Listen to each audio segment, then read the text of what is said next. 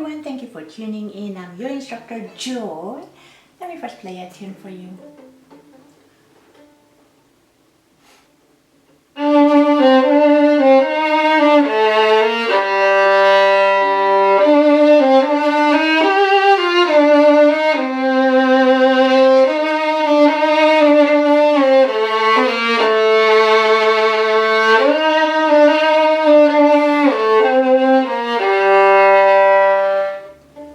As you might have noticed, this is the beginning of the famous Brahms Hungarian dance number 1.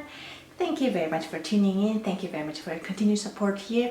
Also on my Patreon page, sending me kind questions, comments, emails, encouraging words, volunteering. I really appreciate. So today we're going to talk about how one could produce beautiful tone, big sound.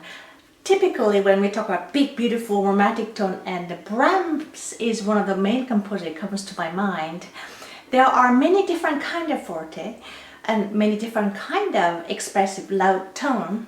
One should not be confused romantic tone that comes from romantic era such as Tchaikovsky, Brahms, and a little late work of Beethoven, and all these fancy sonatas that we know of. But also we have to differentiate. There are different forte when you play Mozart or Bach pieces, things like that.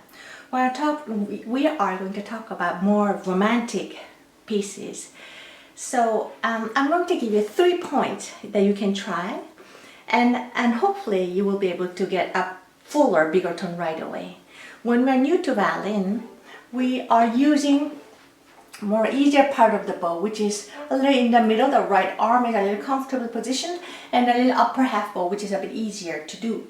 But when you pass the beginner level, one should be exposed to know how to produce different kind of tone color, different kind of dynamics, soft tone, and as well as a big or forte tone. And that's when it comes to knowing where to place the bow and how one could do that.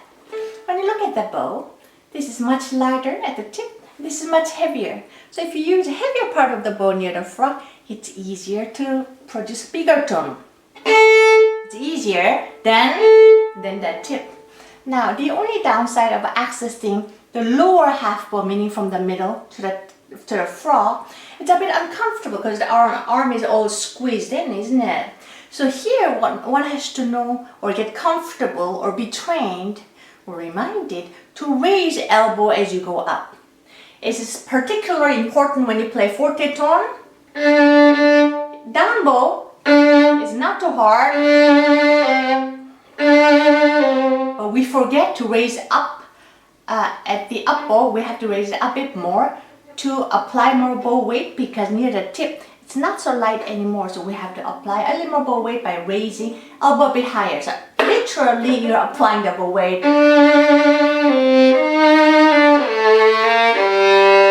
If you're teaching young violinists, or if you're relatively new to this concept, exaggerate a bit going down and up bow. That's number 1. Get comfortable using the lower half bow with a raised elbow. Number 2, it may sound like we'll always keep the bow very heavy, but in order to keep the bow heavy, one has to release the bow pressure. So when you look at carefully, I release slightly right before I reapply the bow weight. Of course, one should not release too early. That would be counterproductive, which is common mistakes such as this. You might have used a whole bow, but you lost the bow weight. So you need to keep majority of the bow very heavy, but release a bit so that you can reinitiate the bow weight. This idea comes from a great pedagogue, Dunis. He has a whole chapter about how one could produce a big sound. Basically, long story short, one has to release the tension in order to reapply. Something like, and if you do multiple times, that's basically what it is. I will get into that one in another video, but long story short, in order to keep it heavy, you have to let go of some time, the bow pressure, release the bow pressure, but on time, not too early. That leads us to point 3. Know which one is important, which one is less important. so that we know where to release the bow pressure and give more or and give more bow weight. I don't like the word pressure because it's pressure. This is not the style.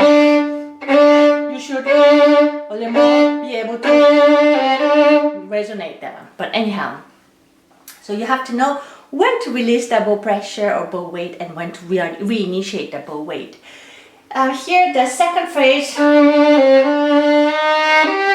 Here, this one is the highest note and that should be the strongest one. So it's a little difficult because we're at the tip of the bow. Here, you have to make sure that your bow weight stays there without being released.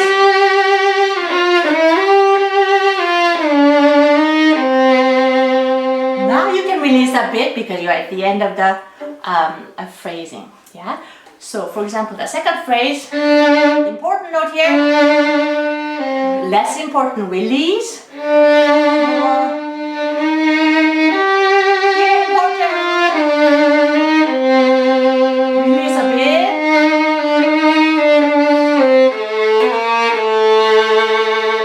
Then, near the end of the phrase, I like to do a little diminuendo.